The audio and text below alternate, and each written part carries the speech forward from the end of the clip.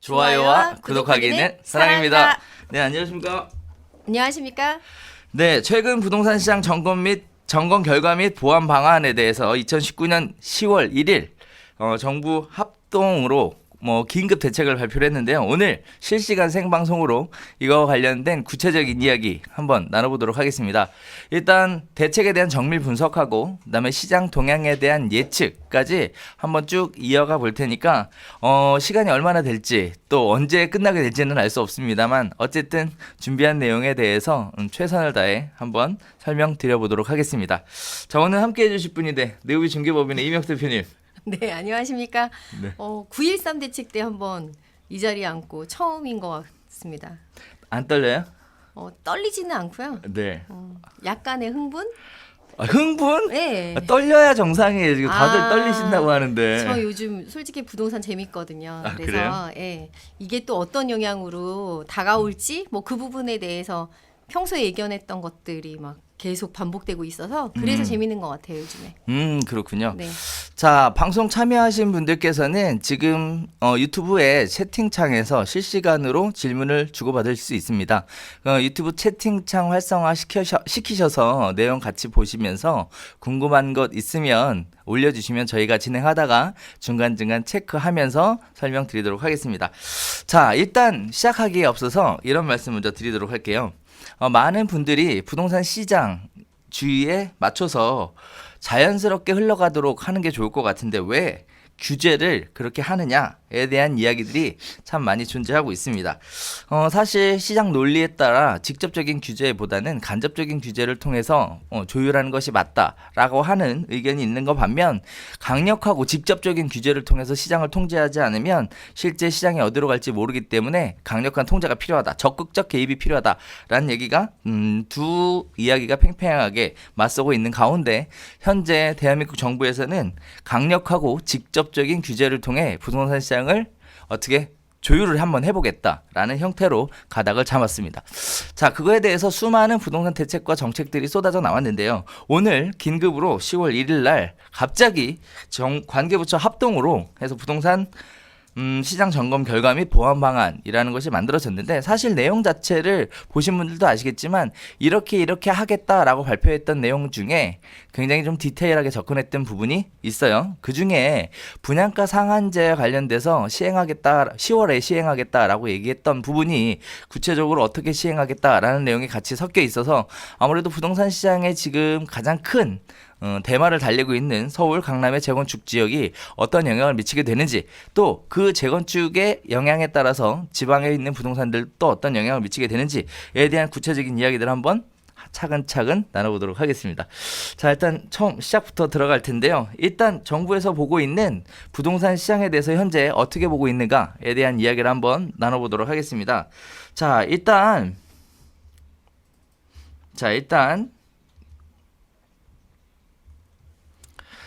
최근 서울 주택시장 동향 및 평가에 대해서 전국적으로 안정세인 가운데 서울을 중심으로는 국지적 상승세다라고 표현하고 있습니다. 자, 이 얘기인 즉슨 서울의 모든 지역의 부동산이 올라가는 게 아니라 국지적으로 특정 지역을 중심으로 부동산 가격이 올라가고 있다라는 얘기인데요. 일단 그거에 대한 얘기들이 쭉 나와요. 일단 기본적으로 7월부터 가격이 올라가는 것으로 통계에 잡히고 있습니다. 다만 서울은 강남권 재건축발 상승의 확산으로 강남, 송파, 부터 상승을 시작하여 7월 첫째부터 13주 연속 상승을 하고 있다라는 얘기가 나오는데 자, 일단 이 부분에 대해서 여러 가지 이야기들을 나눠볼 수 있을 것 같은데요. 가장 대표적으로 하고 싶은 얘기는 뭐냐면 강남권 재건축발 상승이 왜 이루어졌느냐에 대한 설명은 전혀 없다라는 거예요. 그죠. 그냥 없이 네. 강남 재건축발 상승을 하고 있다라는 거예요. 일단 기본적으로 분양가 상한제를 시행을 하게 되면 재건축에 관련돼서 새로 분양을 하더라도 초과 이익을 기대할 수 없어서 재건축 투자에 대해 사람들이 접근하지 않지 않겠냐라는 생각으로 사실 분양가 상한제가 일부 작동된 것도 사실입니다. 그래서 좀 강력하게 소급 적용이라는 논란까지 불러일으키면서 관리 처분 인가가 난 지역조차도 분양가를 상한제로 적용하겠다라는 얘기가 있어 왔는데도 지금 강남권 재건축 시장이 발표 이후에 한동안 조용하다가 다시 7월 달부터 들썩들썩 거리기 시작을 했습니다. 자, 그럼 이제 여기서 첫 번째 관심을 가질 부분들이 강남권 재건축 시장은 도대체 왜 뜨거울 것이냐라는 거예요. 각자 보는 관점이 다를 건데. 그렇죠. 네, 많이들 어떻게 다르실 보세요? 거예요. 그러니까 저 같은 경우에 지금 제가 서초구에서 중개업을 하고 있거든요.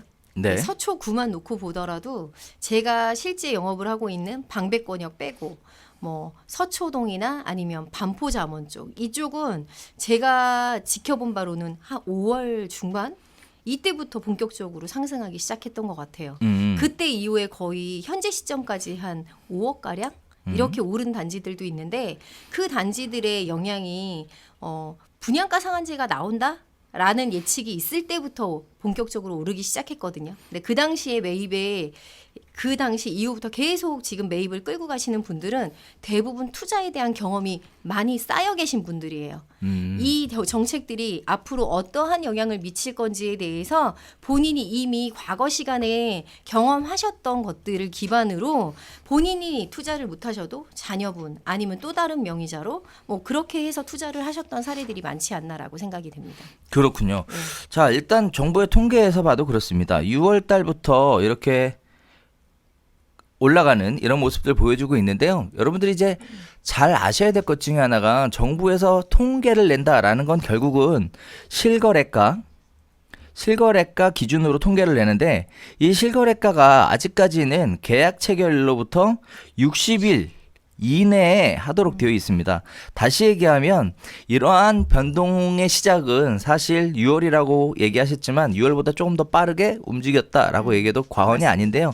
주로 이렇게 움직이셨던 분들이 누구시라고요? 부동산에 경험이 많은 투자자들이 네. 발빠르게 움직였다라는 현장 소식 들을 수 있었습니다. 자, 이제 이러한 거래들이 쭉 있어 왔는데요. 이러한 거래량 자체가 갭 투자 이상 거래에 대한 의심 사례가 굉장히 많다라는 얘기를 가장 먼저 꺼냈는데 일단 또 안타깝게도 강남 재건축이 왜 그렇게 상승했는지에 대한 얘기는 없이 그렇죠. 이상하게 투자했다라는 얘기만 그렇죠. 이야기를 하고 있는데 자, 강남권 재건축 왜 자꾸 투자자들이 관심을 가지는 걸까요? 우선은 원래 옛날에 강남 쪽에 이제 아파트 지금 재건축을 하고 있는 많은 아파트들이 한 30년 전에 이미 신도시로 한번 조성이 됐던 지역들이죠. 그 지역이 이미 안정적으로 살기가 편했고 그곳들에 기존의 인프라들이 많이 깔려 있는데 신규로 그 택지 개발을 해서 진행되는 쪽은 그 정도의 인프라를 갖추고 있지는 않거든요. 그 가장 중심적인 게 뭐 교육이나 아니면 기반 시설, 뭐 쇼핑, 교통 등 뭐 여러 가지 것들이 이미 깔려 있는 지역에서 새로 리모델링이 되는 도시 전체가 리모델링이 되는 거죠. 그런데 제가 봤을 때는 그거에 가장 집중적인 것들은 동시에 너무 많은 단지들을 한 곳에 몰려 있는 집중적으로 그렇게 리모델링이 되다 보니까 주변에 있는 아직 리모델링이 진행되지 않은 그러니까 재건축이 진행되지 않은 그러한 단지들까지 우리도 당연히 그거에 대한 수혜를 같이 받는다라는 기대 심리가 그들을 계속 그쪽으로 모여들게 만든 거죠. 제가 보기에는 9월 13일 대책이 뭐 개포나 송파 아니면 뭐 반포 쪽 이쪽을 겨냥하기 위해 나온 정책이라고 보거든요. 네. 그래서 그들이 재건축이 됐을 때 그 단지들이 재건축이 됐을 때 당연히 지금보다는 훨씬 더 쾌적해질 것이고요. 예전부터도 부동산 가치를 리드해 오던 지역들에서 재건축이 동시에 많이 나왔기 때문에 그 단지를 간과하고 투자를 한다는 건 이미 투자로 수익을 많이 보셨던 경험이 있는 분들은 무조건 그쪽으로 가야 되는 그런 지역이 아니었나 이렇게 생각이 됩니다. 그렇죠. 네. 자, 일단 투자자들의 움직임이 굉장히 많았다라는 얘기는 결국은 재건축 부동산 시장이 가격이 올라갈 것으로 예측했다라고 생각할 수 있는데요. 그럼 과연 투자자들은 무엇을 근거로 재건축의 가격이 올라갈 것이다라고 예측을 했을까요? 사실 따지고 보면요. 재건축 같은 경우에는 기대 이익에 대해서 아직까지 미실현된 아직도 개발에 남아있는 그러면서 동시에 호재가 있는 그런 부동산 상품인 것이 사실입니다. 투자의 목적에서 볼 때는 그렇죠. 그러나 이렇게 재건축에 관심을 갖게 되는 이유는 뭐냐면 신축 아파트 가격이 굉장히 비싼데 그래서 신축 아파트가를 사고 싶은데 살 수 있는 상황이 안 되다 보니까 가격이 또 많이 올라가다 보니까 신규 아파트에 대한 수요가 재건축 시장으로 옮겨가지 않겠냐라는 거고요. 이 재건축 시장 중에서도 실거주를 병행할 수 있는 재건축 시장에 뜨겁게 관심을 가졌던 이유는 이처럼 투자 및 실수요자들의 관심이 재건축 시장으로 쓸려 들어갔기 때문에 발생한 것이다. 이렇게 말씀드릴 수 있을 것 같은데 일단 재건축 시장에 관심을 갖는 이유 중은 크게 아까 대표님 말씀하셨다시피 두 가지가 있습니다. 가장 중요한 거는 기반시설을 잘 갖췄다라고 얘기할 수도 있겠는데 이걸 조금 더 풀어보면요.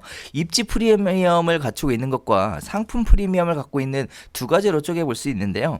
일단 입지 프리미엄, 즉 기반시설을 잘 갖추고 있는 입지 프리미엄을 충분히 누릴 수 있을 만한 지역들이 재건축 단지에 분포되어 있었다. 이렇게 말씀드릴 수 있을 것 같고요. 더 나아가서는 입지 프리미엄을 갖추고 있는 곳에 신축 아파트가 굉장히 좋음에도 불구하고 신축 아파트의 가격이 워낙에 비싸게 올라가다 보니까 신축 아파트로 접근하지 못하고 그거보다 좀 더 빠른 시장인 재건축 시장으로 접근한 게 아니냐 이렇게 봐도 과언일 것 같고요.